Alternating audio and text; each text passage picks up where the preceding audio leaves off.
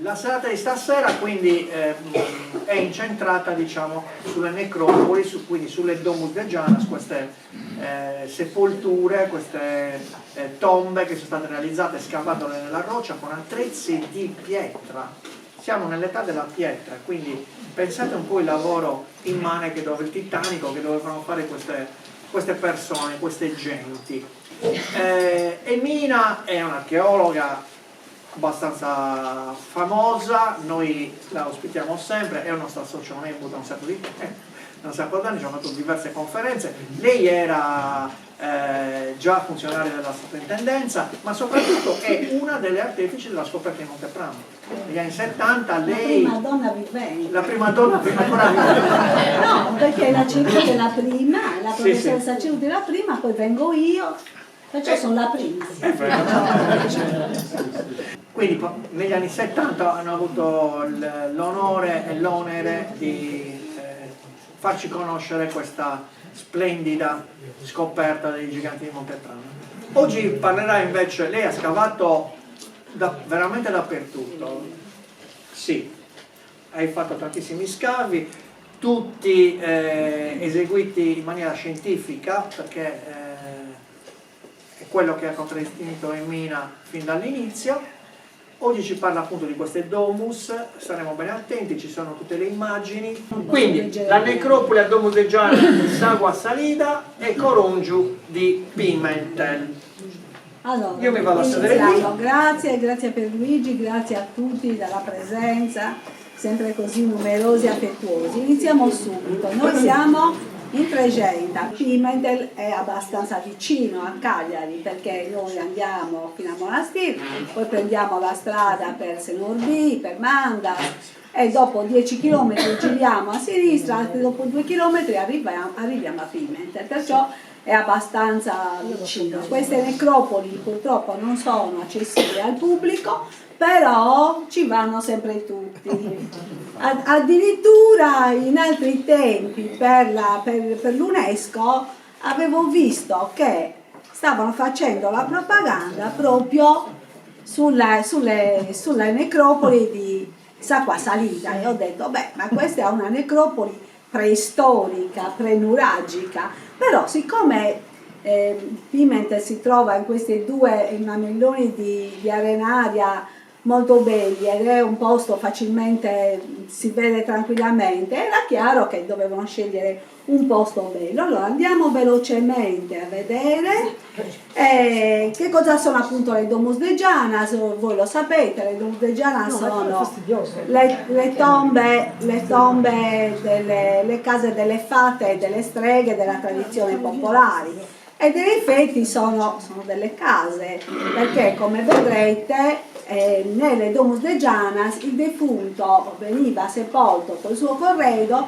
perché c'era una forte credenza che la vita andasse oltre la morte e perciò anche i costruttori la facevano simile alle case. Troviamo addirittura dei particolari, dei letti sepolcrali, troviamo delle nicchie, perciò tante cose. Qui in questa immagine cosa c'è scritto? Se i nuraghi sono i monumenti che maggiormente caratterizzano il paesaggio protostorico, cioè il paesaggio dei nuraghi dell'età del bronzo, invece le Domus de Janas sono gli esempi più caratteristici del paesaggio pre-nuragico, preistorico, così diceva appunto il professor Lilliu. E le Domus de Janas di che periodo sono infatti? Sono del periodo, soprattutto del periodo del Neolitico recente, siamo intorno al 4000-3005 a.C., poi chiaramente sono anche dell'inizio del Neolitico e sono sempre riutilizzati in vari periodi e purtroppo sono quasi tutte violate. E difatti anche le tombe di Sacua Salita e di Corongiu sono state violate, però noi abbiamo potuto trovare tante cose. Allora, vediamo un po', no? Sto andando male. Allora, vabbè, qua possiamo dire che il professor Lilliu, per esempio, ottenne una conferenza all'Accademia dei Lincei proprio sulle Domus de Janas, anche per dire che l'ipogeismo della Sardegna, paragonabile a quello del Mediterraneo, però ha dei caratteri autoctoni propri, perciò la Sardegna si confronta ma si distingue sempre per la sua originalità. E ricordiamo che anche a 94 anni il professor Liliu parlò delle Domus de Janas alla Cittadella dei Musei quando presentò il suo articolo Contadini e pastori della Sardegna prenuragica. E ricordiamo che le Domus de Janas sono così importanti, e proprio secondo me è proprio il fascino che hanno avuto queste Domus de Janas che ha portato a un premio, al premio dell'Archeofilm 2018, perché l'Archeofoto di Nicola Castangia e Maurizio Cossu aveva fatto un documentario sulla tomba dei vasi tetrapodi scavata da professore Ercole Contu, che anche lui era un uomo fascinoso, e perciò la bravura dei due fotografi e il fascino della Domus de Janas e del professor Contu ha fatto sì che fosse il miglior film nel 2018 nell'Archeofilm di Firenze. Però adesso dobbiamo andare alle Domus de Janas. Di queste Domus de Janas recentemente sono stati, voi avrete conosciuto tanti libri anche tra lo scientifico e il divulgativo, libri di Tonino Opes, per esempio. Poi abbiamo tanti, è stato fatto anche da Alberto Moravetti 2 anni fa un libro sulle Domus de Janas. Però ecco, questi 2 volumi fatti nel 2015, curati da Pipina Tanda, sono stati importanti perché si parla anche di queste tecniche innovative per le Domus de Janas, cioè i rilievi con il laser scanner, lo studio con tutte queste cose che ai miei tempi non esistevano, e difatti è così. Allora, e qui vediamo che la necropoli di Sacua Salida è costituita da 2 gruppi, un gruppo A e un gruppo B, e qui vediamo una veduta aerea del gruppo A che ha restituito 6 tombe, 6 Domus de Janas. In effetti erano anche altre 2 che però non erano state ben rilevate, perciò ed erano abbastanza rovinate, però noi quando abbiamo fatto la ripulitura, perché in effetti come vi dicevo non abbiamo trovato se non pochissimi lembi intatti, li abbiamo visti anche un po' rovinati, però sono molto importanti le Domus de Janas di Sacua Salida e di Corongiu perché hanno dei caratteri particolari. Per esempio in questo gruppo A c'è una tomba dipinta con protomi taurine, e perciò è molto importante. C'è una tomba che ricalca la capanna, c'è una tomba con un lungo corridoio che però in origine era diversa, però adesso le vedremo, qualcuna, non tutte. Ah, mamma mia, vedi, io vado sempre a sinistra, vedi? E poi mi dicono che sono di destra. No, sono di sinistra. Allora, questo è la planimetria del gruppo A, vedete un po'. Vedete un attimo la tomba 2, quella tomba con le protomi taurine, la tomba con il lungo corridoio, poi vedremo appunto le altre domus. Vediamo se è giusto. E l'altro, ecco. Sono messa male. Allora, queste sono immagini dall'alto. Ecco qui la tomba un po' più da vicino, la tomba dipinta con le protomi taurine. Il vantaggio anche di queste, il vantaggio e lo svantaggio delle tombe di Pimentel è che in parte i soffitti sono crollati, di conseguenza una persona le può vedere. Il vantaggio è che le può vedere anche senza entrare per certe tombe.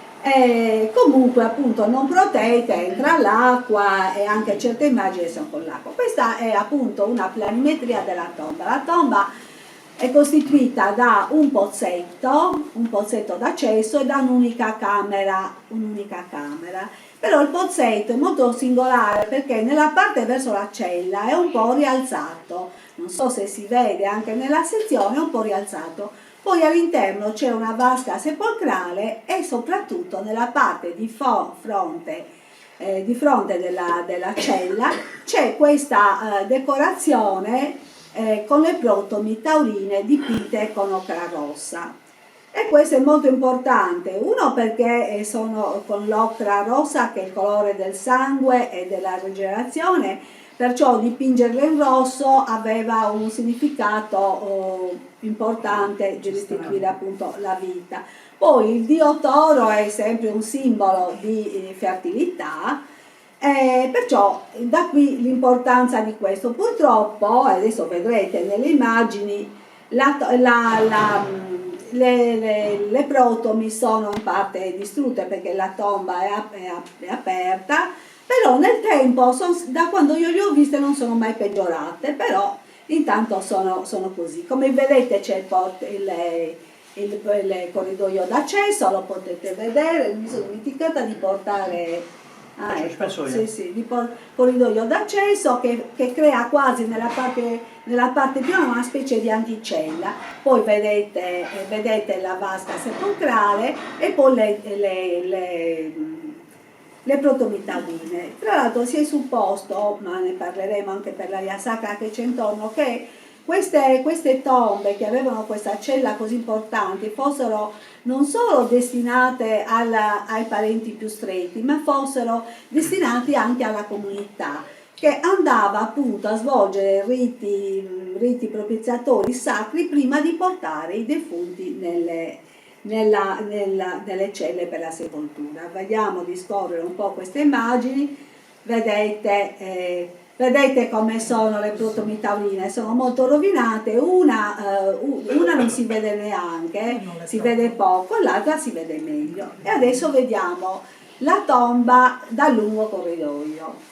Questa tomba dal lungo corridoio è molto importante, poi sono io che l'avevo notato perché adesso dico, io ho fatto la mia tesi di specializzazione per diventare archeologa, si deve fare la specializzazione, con la professoressa Cerutti, che appunto mi diede questa tesi nel 76. Io ero ben contenta perché avevo fatto la tesi sul nuragico, però ero stata sempre affascinata dai graffiti delle tombe. Noi purtroppo restiamo affascinati dalle cose che sappiamo anche quando facciamo la scuola, e a scuola non è che si dicano tante cose, però ecco, io mi ricordavo questi graffiti della Val d'Aosta, di tanti posti, e mi piacevano molto anche quelli della Sardegna, e sono stata fortunata perché poi ho avuto questa tesi e avevo notato però che questa tomba con lungo corridoio non era in origine non era così, perché era dapprima costituita da un piccolo corridoio, un'anticella che aveva poi il portello anche qua dipinto con ocra rossa e una grande cella. Però proprio per quello che vi dicevo prima, siccome la società e le persone che frequentavano questo territorio in quel periodo era una società abbastanza elevata che poteva permettersi di avere degli artigiani che potevano decorare le domus legianas, che potevano permettersi di fare i riti sepolcrali, ecco, aperta perciò a tante persone. A un certo punto dalla cella cercarono di riunirsi a una tomba che c'era a fianco, e perciò questa tomba e poi era in origine con un pozzetto, un'anticella e una cella, e poi se noi andiamo a vederla adesso abbiamo questo lungo corridoio che poi è stato fatto in periodo successivo, perciò nel periodo neolitico, nell'età del rame, e poi hanno aperto le altre celle. Perciò la cella principale, da luogo di sepoltura vero e proprio, era stato adibito anche a questi riti per i defunti. E difatti adesso vediamo un po' l'altra tomba che era collegata, che era questa è la tomba centinata, perché ha questa centina, l'avreste vista altre volte, perché in modo che non entri l'acqua appunto nella tomba, ed è bella anche dal punto di vista decorativo. E poi nella necropoli c'è una tomba a capanna nel gruppo A. E questo è molto importante. Perché è importante? Innanzitutto perché anche questa è decorata, perché ci sono nelle pareti e nel soffitto delle incisioni, delle scanalature che simulano le travi lignee. Noi purtroppo non conosciamo le coperture dei villaggi, dei villaggi neolitici, e perciò è importante che ci sia questo, perché così capiamo come dovevano essere coperte. Noi archeologi troviamo diverso tipo di colore quando scaviamo, troviamo al limite qualche cosa e la copertura non è restata. Perciò da qui l'importanza di avere queste tombe a capanna che ci fanno capire com'erano le case dei vivi. Perciò qui c'è tutta questa ideologia di avere nelle tombe la riproduzione della casa, e che poi appunto vedremo pian piano. Da questa parte, allora, perciò vedete il pozzetto, anche qui l'andicella e la cella. Purtroppo, ecco, vedete questa immagine della tomba a capanna e queste scanalature, che poi alcune sono anche rilevate anche con l'ocra rossa, appunto per dare ancora maggiore suggestione e importanza ideologica, anche se purtroppo, come vedete, parte del soffitto anche qui è crollato, e poi sono state appunto violate come moltissime domus de Gianas. Però qua è molto importante. Allora, come vi dicevo, intorno sopra il mamellone dove sono state realizzate le tombe c'è tutta un'area esterna dove troviamo delle coppelle, che voi vedete, delle coppelle che sono rituali. In qualcuna abbiamo trovato anche qualche coppella rituale e anche un focolare rituale. Perciò, vediamo se si vedono meglio più avanti, ecco, si vede qui in questa immagine, no? E allora, però, perché sono importanti? Perché appunto in quest'area sacra si dovevano fare dei riti prima di accompagnare il defunto, come si fa poi certe volte in tanti paesi, anche adesso si fa prima tutta la cerimonia, prima di portare la salma dentro le tombe. Perciò questo è molto importante. Questo è il gruppo A, diciamo quelle più importanti, le 3 delle tombe del gruppo A di Sacua Salida. Se noi andiamo 150 metri più avanti troviamo il gruppo B. Il gruppo B che è comunque in località Pranu Efisi. Quando noi scavavamo, perché noi abbiamo fatto degli scavi nell'81, 82 e 84.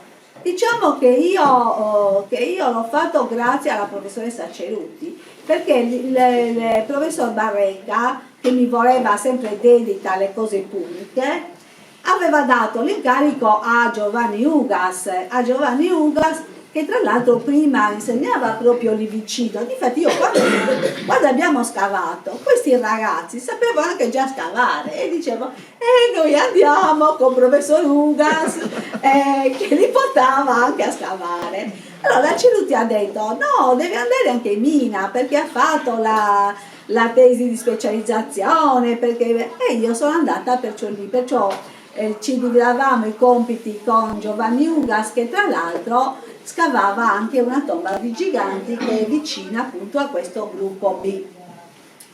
Allora, ho sbagliato, vedi che sono negata per queste frecce. Allora, questo è il gruppo B che è composto da tre tombe.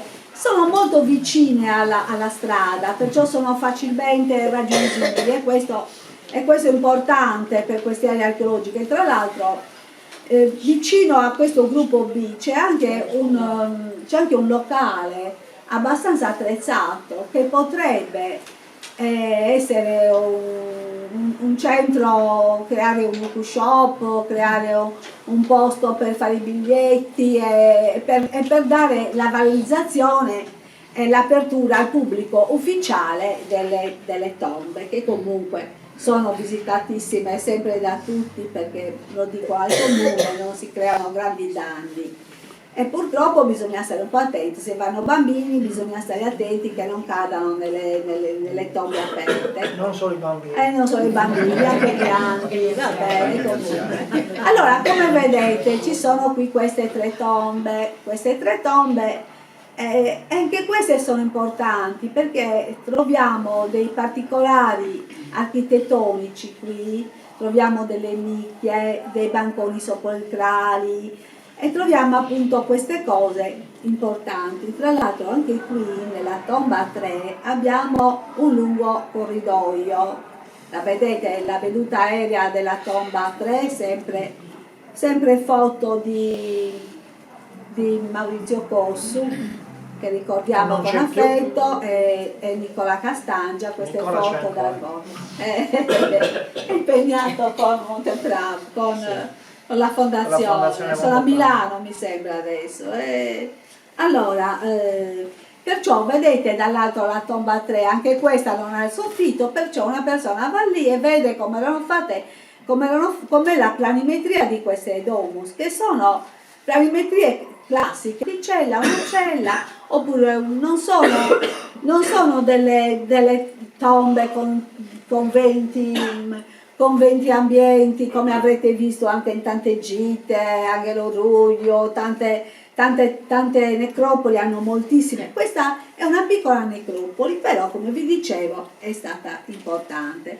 Vediamo appunto queste immagini della tomba 3, vediamo anche qui un'anticella, il corridoio d'accesso, un'anticella e la cella. Vedete che c'è l'acqua in questa fotografia perché ce n'è sempre. Anche qui lungo corridoio, che tra l'altro questo lungo corridoio è stato riutilizzato, abbiamo trovato dei materiali anche punici, e tra l'altro quando il territorio passò alla mia collega Donatella Cocco e invece il sindaco voleva che ritornassimo io e Giovanni Ugas, disse che no, io adesso c'ho un altro territorio, l'Alta Marmilla ora ce l'ha la dottoressa Cocco. Avevano fatto un saggio vicino alla cava che poi vedrete, e hanno trovato una tomba in Pitrismos, cioè hanno trovato una tomba dove nell'anfora ci sono i resti.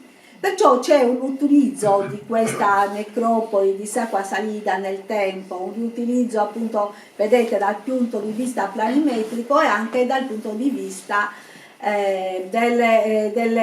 dei materiali trovati, perché abbiamo comunque riferimenti, per esempio il professor Azzeni diceva che erano stati trovati materiali Bonnannaro, poi perciò sono stati trovati però frammenti che sono ancora in corso di studio.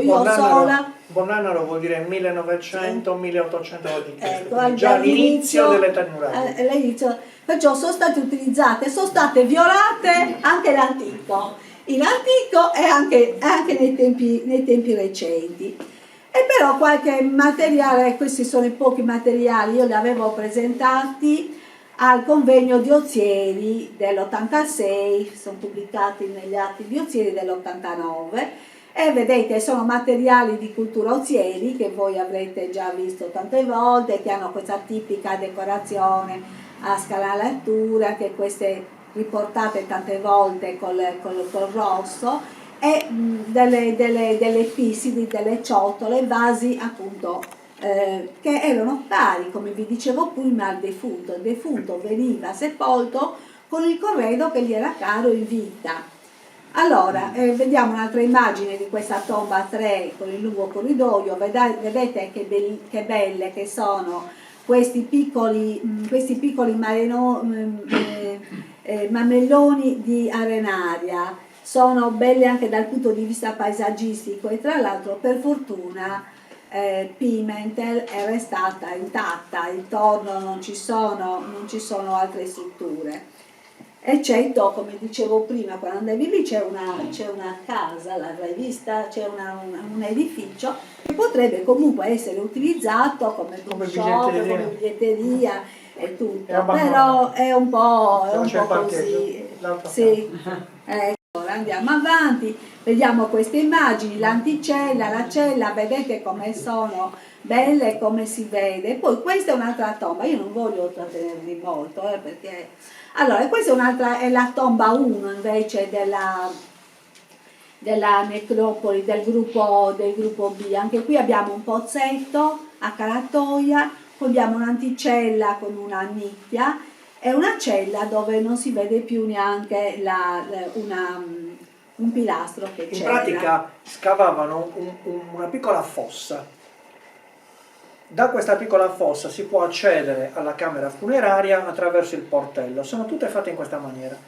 Un pozzetto di accesso e la camera. Poi in un secondo momento hanno messo i corridoi più lungo. Allora vi faccio vedere queste immagini, vi dicevo appunto l'anticella con la nicchia e la cella. E invece di farvi vedere la tomba 3 in tutta la planimetria, vi faccio vedere una giana, la piccola Maddalena, perché quando c'è stato il progetto 300 Experience 7-8 anni fa, poco prima del Covid, prima del Covid si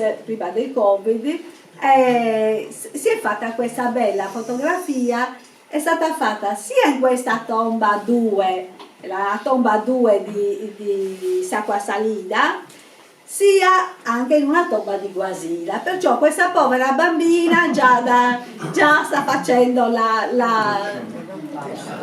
è un amore, è troppo bellina. Perciò qua vediamo appunto che si vedeva il pozzetto, vedete la luce come entra in queste tombe. E si vede in questa tomba appunto il corridoio, un'anticella e la cella col letto sepolcrale, e mi sembra che ci sia un'altra immagine di questa bambina sempre nella stessa tomba. Vedete, qui c'è la cella, questa è la cella, vediamo una parte del pilastro distrutto, una nicchia e il letto sepolcrale che si intravede, ma qui la protagonista non è la tomba, è Maddalena, che è venuta anche alle conferenze tante volte, la portava la mamma. E anche qui nell'area sacra del gruppo B ci sono sempre le coppelle e un focolare rituale, perciò anche qui si dovevano fare dei riti prima del seppellimento dei defunti.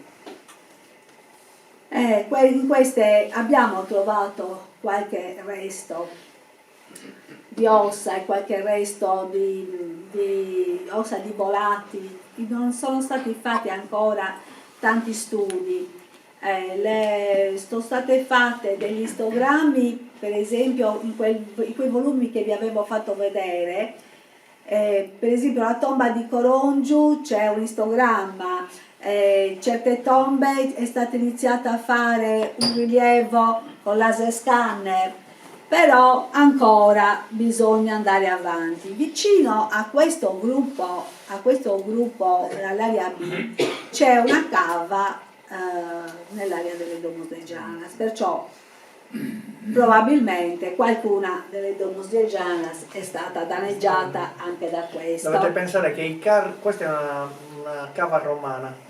I carri che raccoglievano il materiale di questa cava poi transitavano sulle tombe e difatti si vede, e quindi ogni tanto qualche carro rompeva il soffitto e quindi sono aperte. Noi ovviamente non troviamo più i carri perché li avranno tirati fuori, però sono rimaste tutte danneggiate appunto da questi carri che pesavano diversi quintali. Però intanto questa piccola necropoli di Sacua Salida è importante, facilmente raggiungibile, come vi dicevo. Una persona può vedere la planimetria delle tombe, anche se non scende, ma una persona può anche scendere e vederle, le vede tranquillamente. Diciamo che io una volta sono uscita come un razzo, come avrò fatto a uscire da un buco così, perché c'era un topo, come ho fatto a uscire in fretta, non lo so. Il topo c'è riuscito. Perciò io ogni volta che entravo avevo sempre difficoltà a entrare in quella tomba con lungo corridoio, perché è piccolissima l'apertura. Adesso, e invece sono uscita veloce. Questa domenica siamo andati a visitare il suo crocifisso umano a Porto Torres, chi era in gita con noi lo visiterà poi, lo rivisiteremo a maggio con l'altro gruppo, e avrete visto, chi ha partecipato, che dall'alto riuscivamo senza entrare nelle tombe a vedere perfettamente come erano sagomate. Poi chi se l'è sentita è andato giù e poi alcuni bisognava anche bisogna stare anche molto attenti, perché poi se succede qualche cosa, le responsabilità in questo caso per tante persone non dicono ma perché qui, lì, anche Barumina è stata chiusa un periodo perché un bambino era caduto, poi si era riuscita a farlo riaprire. È sempre pericoloso. Perché la responsabilità è della soprintendenza e del comune, perciò bisogna un po' stare attenti, però stando attenti, poi questo gruppo è... Ma queste tombe sono state scoperte dopo l'80? No, dunque, noi abbiamo io l'ho vista una, sì, non so quale, di questo sì, non me lo ricordo, negli anni 80, negli anni 80. Solamente ma anche, quella, ma anche... ricordo che non c'era questo cunicolo così, si entrava direttamente, magari era coperta d'erba o di... non so, si andava, io ho insegnato lì per i primi anni all'università e si andava a fare le gite con i bambini, certo, lì, certo. E mi ricordo queste cose, però solamente una. Vabbè, qualcuna, noi abbiamo tolto anche un po' di terra e abbiamo setacciato un po' della terra che era stata lasciata, questo sì. Io penso che lei si riferisca all'altro gruppo, quelli di al gruppo A, di Colongio. al gruppo di Colongio. Il gruppo di Colongio, lei sta parlando. Le vediamo dopo. Ce n'era solo una. La vediamo dopo. Allora forse è quella di Colongio. Perché ce n'è un'altra. Allora però sono importanti, appunto perché anche se piccola sono facilmente raggiungibili. Ci sono questi motivi decorativi, dipinti, incisi, cioè, perciò una persona può avere un'idea di queste domenica Gianas. E allora qui andiamo a vedere la tomba, che forse è questa. La tomba, sì. Questa è importante. Tra l'altro queste tombe sono state inserite, questa è stata inserita anche nell'UNESCO, nel progetto della Sardegna per l'UNESCO. Ho fatto io la scheda per il volume pubblicato, Arte delle Domus de Gianas, e comunque poi dopo questa forse non è neanche rientrata in forse, come anche tombe più importanti come Mandrantile di Tiesi, insomma tante tombe non sono rientrate perché anche lì devono entrare una selezione. Questa è molto interessante perché poi, ci sono le decorazioni nella facciata. E poi perché devono essere anche tutelate. Comunque non vi vuol portare Pierluigi a vedere questa, invece vi deve facilmente portare accessibile così, dalla strada. Sì, accessibile perché la strada ora è accessibile, però se non vi vuol portare adesso ve la faccio vedere io. E allora comunque sia c'è di fronte, anche ci sono i giardini di Lu, che è quella dove ci sono i tulipani, c'è la signora Maria Foi Baglione che è stata anche premiata dalla FIDAPA, insomma, e poi è vicina alla strada. Bisogna scegliere se vedere questo o vedere il nuraghe tu sei andata ai periodi miei, nell'80 il nuraghe pisco di Suello, il nuraghe di Samazzai, il pisco di Suello. Ah, guarda, è ancora tutto da scavare. Se voglio tutto da scavare, abbiamo visto già. Se hanno tempo entriamo in un altro e lo vediamo. Perché tu devi andare. Devi andare a Sacquasalina e a Suelli. Sì. Ah, hai visto, potevo farvi vedere. E poi a Gena Maria. A Gena Maria. Cioè loro non lo sanno ancora. Non lo sanno. Allora, qui è la tomba di Colongio che invece è più vicina al centro abitato, 1 chilometro, quello 2 chilometri, comunque insomma. E perché è importante, come appunto vi diceva Pierluigi, perché anche questa innanzitutto l'abbiamo vista, se c'è prima è costituita da un pozzetto, da un piccolo pozzetto, una calatoia e più che altro, un'anticella che vedete, poi in fondo c'è la cella. Nell'anticella, nella parte che porta alla cella, c'è la decorazione, questa è nell'anticella che porta alla cella. Ed è fatta anche lì perché e anche qui c'è un significato simbolico, si accede al regno dei morti. In tante Domus de Gianas l'avete vista, c'è addirittura la falsa porta, e qui invece abbiamo questa decorazione. Allora, questa decorazione la stiamo perdendo. sì, si sta molto rovinando. Questa, io l'ultima volta che le ho viste, queste non si vedeva niente, sono dovuta andare con la luce radente per... E questa dovrebbero restaurarla, Peccato. perché è importante, perché questa già, allora stavamo dicendo che queste Domus de Gianas comunque già nell'Ottocento Vittorio Angius e lo Spano avevano citato che c'erano queste necropoli. Poi il professor Azzeni aveva segnalato la tomba di Sacqua Salita, poi anche il professor Lilliu, poi in Icnusa il professor Azzeni fa vedere anche qualche immagine, però ecco dagli anni 80 dopo che sono state un po' rimesse sono state fatte queste. Io avevo fatto per i sardi nell'84 una scheda per quel volume dei sardi, poi avevo fatto sul nuovo bollettino archeologico sardo, però alla fine bisognerebbe rivedere tutti i materiali e lo faranno i ragazzi che verranno, le future generazioni. Allora vi dicevo qui che cosa rappresenta. Questa, vedete la spirale, vedete le doppie spirali, questa si chiama la tomba di Corongio delle doppie spirali. Le doppie spirali che sono state interpretate come gli occhi della Dea Madre, della Dea degli occhi, sono state così interpretate e questa è la parte che si vede in basso qua, ecco. Questo è il naso della Dea Madre, questi sono gli occhi.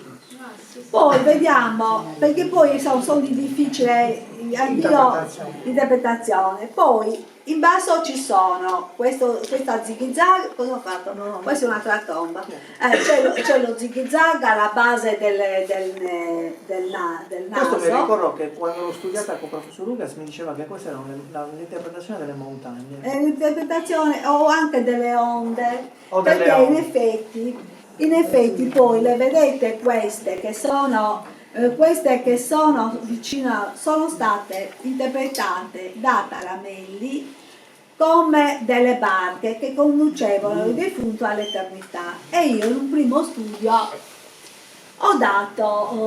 ho secondato questa ipotesi che mi sembrava anche bella, molto poi con la storia era romantica, che i defunti andavano per l'acqua, poi quest'acqua nell'aldilà.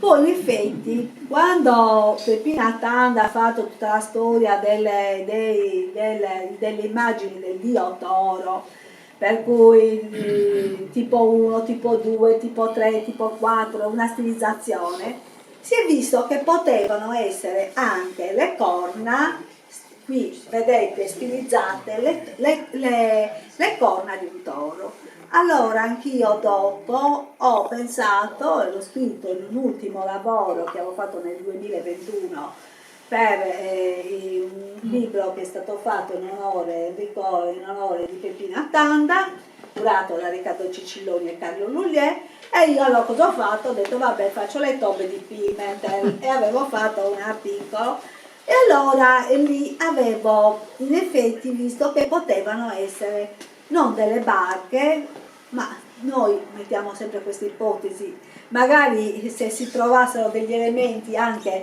perché sono importanti anche i materiali che si trovano, perché ci aiutano anche nelle interpretazioni, anche delle cose architettoniche. E allora ho pensato, potrebbe essere il dio toro. E allora qui abbiamo la Dea Madre, la Dea degli occhi e il dio toro. Perciò la Dea Madre è il compagno della Dea Madre e il dio toro. Perciò qui viene rafforzato questo essere propiziatorio di questi culti importanti, questi culti ideologici, e così è questa interpretazione. Adesso la speranza è che si veda di conservare almeno quello che c'è, perché questa, pur se piccola, è una delle Domus de Gianas più importanti e più belle. Io sono molto affezionata per vari motivi, come vi avevo detto, però in effetti è molto importante. Vediamo ancora delle immagini, vedete quest'altra immagine che si vede qui, e poi vediamo ancora altre immagini, sempre di Nicola, mi sembra che siano tutte queste immagini. E tra l'altro, ecco, è stato fatto, mi sembra un istogramma di queste tombe, però così si è visto meglio, questi studi innovativi ci permettono di vedere meglio le cose, perché noi ormai si vede tutto con internet e tutte queste Un cose. disegno, hanno disegnato la facciata di questa tomba disegnando tutto ciò che hanno rilevato, tutte le La macchina incisioni. fotografica messa in digitale. Quindi praticamente si vede molto meglio, noi dobbiamo percepirlo un pochettino con l'immaginazione, in realtà con l'istogramma si vede Si perfettamente. vede perfettamente, si vede meglio, insomma. Io lo vedo meglio così. Tu hai l'occhio abituato. No, perché io con tutte queste cose moderne, noi anche per i rilievi avevamo Sì. coso che si tirava, si metteva le cose, si vedeva la bollicina, facevamo Ma tutto voi così, erano- ma adesso avete se non fai scavato la nella scan nella preistoria. boh. E questa, e invece siamo nella cella, e nella cella c'è appunto questa nicchia nella parete di fronte alla cella. Perciò questa domo di Colongio è molto bellina. Quando noi stavamo scavando, stavano facendo la strada, sto per finire, quando stavamo scavando stavano facendo la strada e abbiamo visto passando che forse ci poteva essere una tomba, e così era. Loro erano un po' scocciati perché per un po' di tempo abbiamo bloccato la strada. Mi stavate che disturbando. li stavamo disturbando, che comunque alla fine l'abbiamo, anche qui era già violata, c'era anche qui il pozzetto, l'anticella e la cella, che se voi passate si vede un po', ma se una persona sta attenta. Poi io avevo individuato anche di fronte alla tomba 1, forse ce n'era un'altra, ma erano visioni, poi non le abbiamo neanche più viste. E ho finito, grazie.